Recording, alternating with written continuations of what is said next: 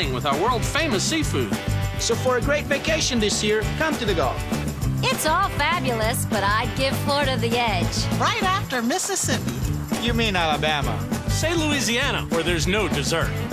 This invitation is brought to you by BP and all of us who call the Gulf home.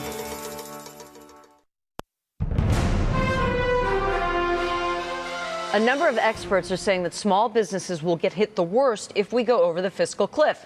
Is that true?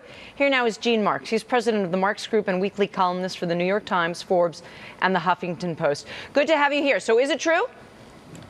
Michelle, it depends on the small business. You know, it's funny when people come up and say all small businesses are going to be affected if the fiscal cliff does hit. But don't forget that there's over 20 million small businesses in this country. So it kind of depends what business you're in, where you're located, what industry you're in, where your customers are. There's a lot of factors before you start generalizing that all small businesses are going to be. We hear it affected mostly on the taxation side, right? If you raise taxes on people who make more than $250,000, don't forget a lot of small businesses file as individuals and they make more than $250,000. That's where we hear it the most. How true is that? We do. And well, and it's absolutely true. I mean, but most small businesses, particularly my readers, the clients that I have, they're bracing for that. It seems like inevitability that there's going to be increases in the personal income tax rates. Look, there's going to be increases in capital gains and interest rates and estate taxes next year. That all seems to be on the board. And healthcare is going to get more expensive if they provide it.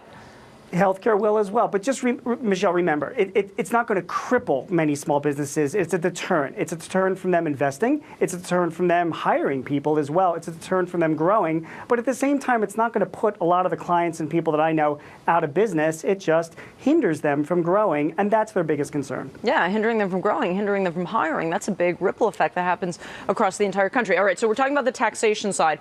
What about the sequestration side? I hate that word that they use. The cutting in spending side. If we go over the fiscal cliff, there are all these indiscriminate cuts that happen across the board. Happens a lot in defense, but also in Medicare as well. How many small businesses are providing services to those sectors of the economy? Many. I mean, a perfect example is my sister. I mean, she runs two doctors. She's a doctor. She runs two medical practices here in the Philadelphia area, and she's a small business owner. And it's going to hit her pretty hard because Medicaid payments are going to be cut.